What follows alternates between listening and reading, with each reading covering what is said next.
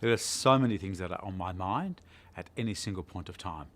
But I think the biggest thing that's on my mind at the moment is how do we understand ourselves better?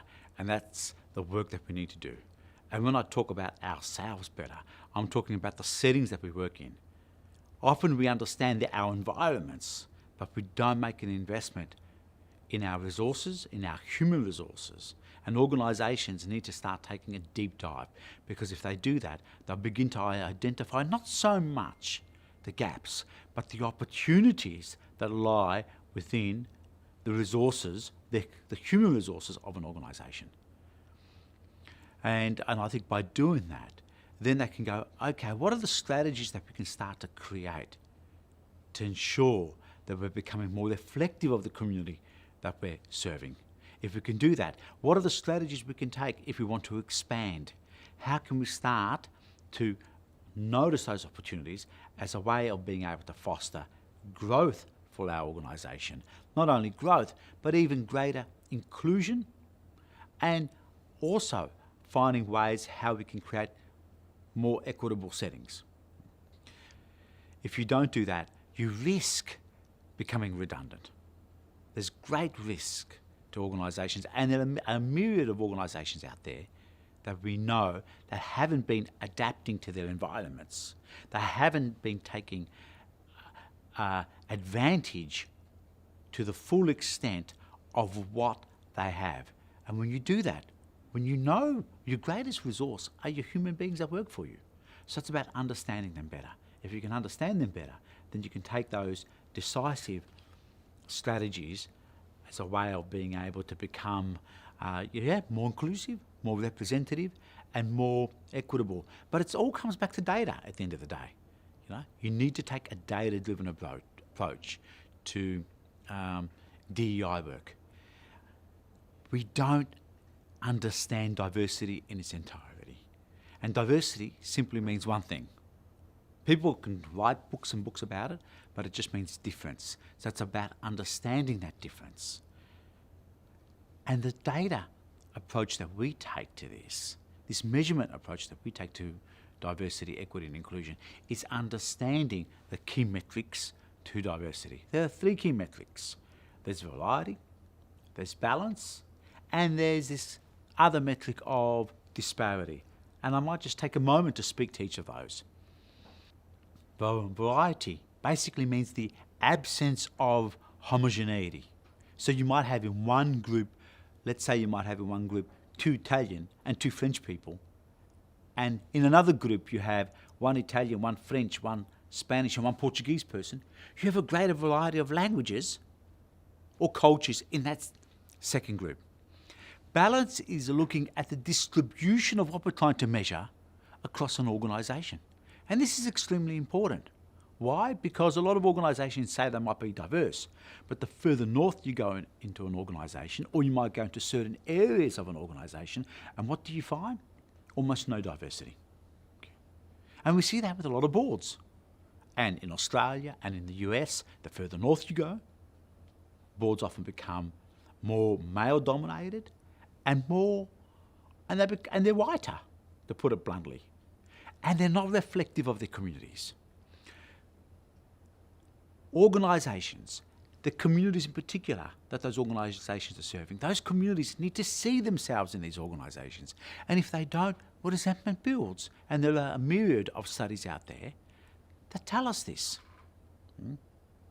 If you're not representative of the community you're serving, then you're essentially failing.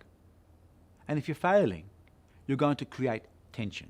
This comes back to one of those principles of thermodynamics, which is known as the law of requisite variety, which states that any system, if it's not as equally as varied as the environment it's operating in, will eventually disappear. This is science. So we are taking a scientific approach. I think the last metric, which I haven't talked about, after variety and balance, is disparity. Disparity is looking at the dissimilarity of what we're trying to measure. So you remember that second group that I talked about? The Portuguese, the Italian, the French and the Spanish-speaking people in one group. Think of another group now, which has got a Spanish, Arabic-speaking person, Japanese, and maybe a Swahili-speaking person. the diversity there is greater.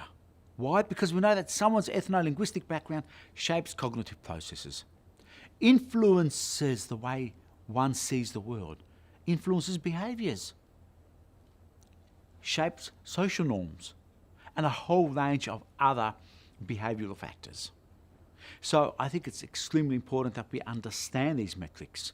So what we're talking about here is how do we now take this anthropological approach to understanding our settings, and how can we use that to an advantage? Now you might say, oh, but diversity, if you've got too much diversity, how do you manage that? It requires effort. That goes by without being said. If you don't make an effort, then that diversity can turn on you. If you do make an effort, then that diversity can be an incredible force for transformation. Hence the slogan which I developed in 2013, diversified we grow. I wasn't thinking about just creating these socially cohesive and peaceful communities. I was thinking about how when you bring diverse perspectives together, what you're creating is this diversification of ideas, which is knowledge, because that's what knowledge is, the diversification of many different ideas coming together to create something new. So what we're saying here is that the premise of innovation, in many ways, is the intercultural exchange of dialogue and ideas.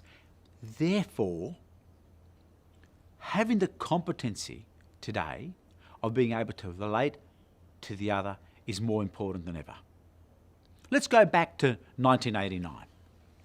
1989 was a monumental year for a range of different reasons. It was the year that the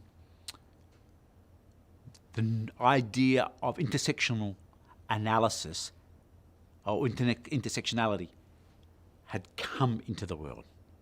It was the year that the Berlin Wall was brought down.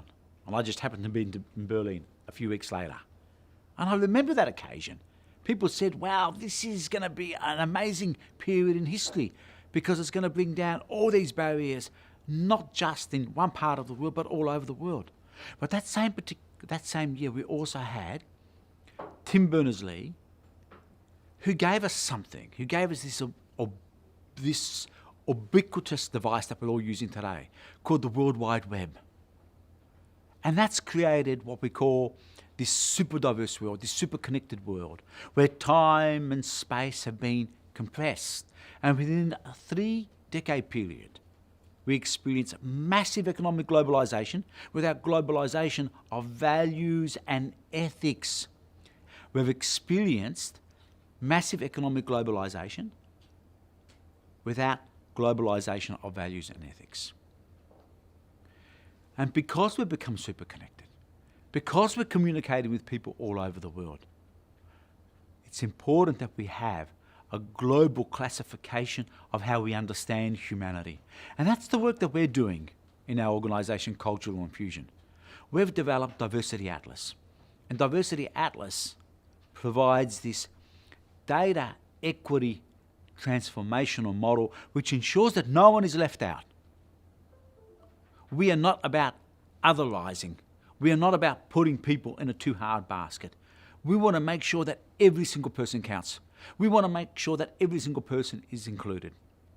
And to date, there is no system out there that allows us to do that. There is no system that allows us to be able to capture comprehensive insights, not only into the extent and type of cultural dimensions within an organisation, but a whole range of other demographic dimensions.